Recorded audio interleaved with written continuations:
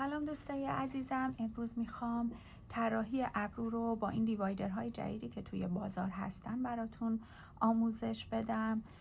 همطوری که میبینید این دیوایدرها از دو قسمت بزرگتر و کوچیکتر تشکیل شدن که ما برای طراحی ابرومون میتونیم قسمت بزرگتر رو به اندازه انگشت اشاره باز بکنیم و روی خط صافی که روی صفحه داریم بذاریم و شماره 1 و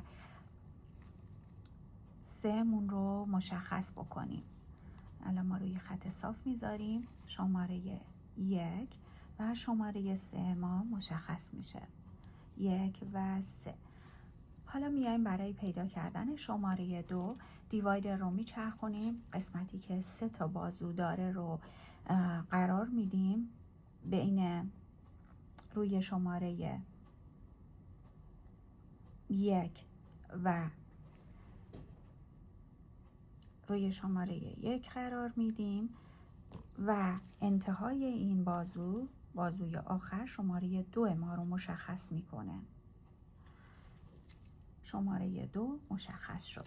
حالا فاصله 2 تا ابرو رو ما دقیقاً بستگی به ابروی کلاینتمون پهناش فاصلش قرار میدیم و برای حالا یه فاصله فرضی من اینجا در نظر میگیرم و ابروی طرف مقابل رو هم همینطوری طراحی میکنم. بله، شماره 1 مون اینجا مشخص شد، شماره 3 اینجا، 2 تا برمیگردونیم طرف کوچیکتر ما، بازوی آخر شماره 2 ما رو به ما میده. پس الان ما 1 2 و 3 هم اینجا داریم. برای پیدا کردن شماره 5 مون، شماره 4 همونطوری که در ویدئوی قبلی گفتم تقریبا 1 سانت یا کمتر یا بیشتر بستگی به تاج ابروی مشتریمون داره. میایم پایین که قاعدتا من 1 سانت میام پایین، 1 سانت میایم پایین، همینطور 1 سانت میایم پایین، یه مقداری چند میلیمتری دو طرف یکسان، حالا 2 3 4 هر طوری که کلایتتون صورتش اجازه میده ما اینو یه خورده جلوتر میریم که تاجمون رو داشته باشیم. شماره 4 مون اینجا مشخصه، شماره 4 مون اینجاست. برای پیدا کردن شماره 5 این بازوی قسمت کوچیکتر رو روی 1 قرار میدیم و بازوی وسط شماره 5 رو به ما میده و برای پیدا کردن شماره 6 2 و 3 رو اندازه میگیریم، بین 2 و 3 شماره 6 رو به ما میده. حالا میایم طراحی ابرومون رو انجام میدیم. همونطور که میدونستین و قبلا بهتون گفتم خطوطمون رو سعی میکنیم به صورت منحنی ایجاد بکنیم. قسمت شماره 2 ابروی ما بالاترین قسمت ابرو هستش، تاج ابرو هستش و این خطوط باید به صورت منحنی و کرو و هم وصل بشه. 2 به 3 من 5 یه مقدار 5 و 6 مون رو ما میتونیم جا به جا بکنیم، بالا بیاریم یا پایین، بستگی به سلیقه مشتری و اجازه دادن صورت مشتریمون هست که ببینیم آیا میتونیم پهن‌تر ابرو رو بکنیم یا باریکتر باید باشه. پس 5 و 6 رو ما میتونیم یه خورده پهن‌تر، فاصله بیشتری برای پهن‌تر فاصله بیشتری با این خط صاف میدیم. من یه مقداری میام پایین تر، 6 هم یه مقداری میام پایین تر که ابروی پهن‌تری داشته باشم و ما خطوط رو به هم وصل میکنیم.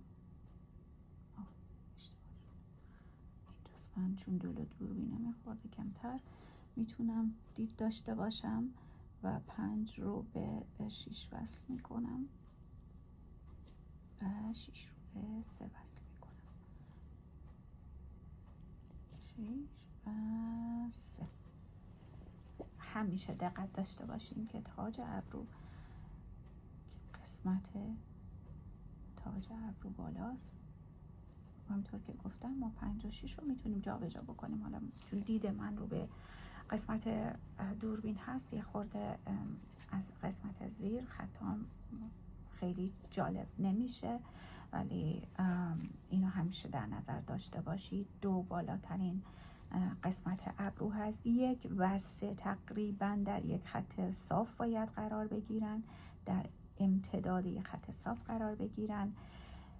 بین فاصله و پهنای 1 و 4 یعنی تاج ابروی ما باید تقریبا پهن‌تر از قسمت وسط، قسمت شکم و همه اینا قسمت ها باشه و ما نمیتونیم قسمت شکم ابرو، قسمت آرک ابرو رو پهن‌تر از تاج ابرو بگیریم. همه یا در یک زاویه هستن یا قسمت تاج باید پهن‌تر باشه و این یه ابروی تمیز و شیک رو به ما میده. حالا این قسمت رو سعی میکنم که بتونم براتون خوب طراحی کنم با توجه به اینکه یه خورده حالا 5 ما که فرضی ما در نظر میگیریم، این برای این و طراحی رو انجام میدیم.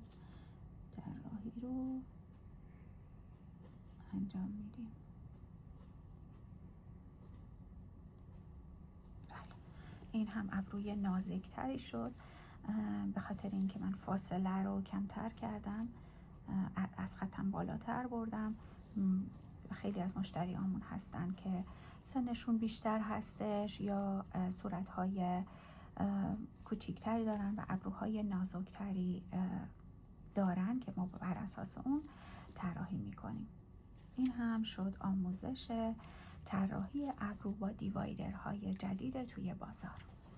روز خوبی داشته باشید و ممنون میشم که اگر خوشتون اومد منو لایک کنید. هر پیشنهادی و یا سوالی داشتین برام کامنت بکنین، خوشحال میشم که در خدمتتون باشم. همه کامنت ها رو میخونم، سعی میکنم در سریع ترین زمان بهتون جواب بدم و بهترین و کاربردی ترین روش های روز رو براتون آماده کنم و در خدمتتون باشم. مواظب خودتون باشید. روز و روزگارتون خوش.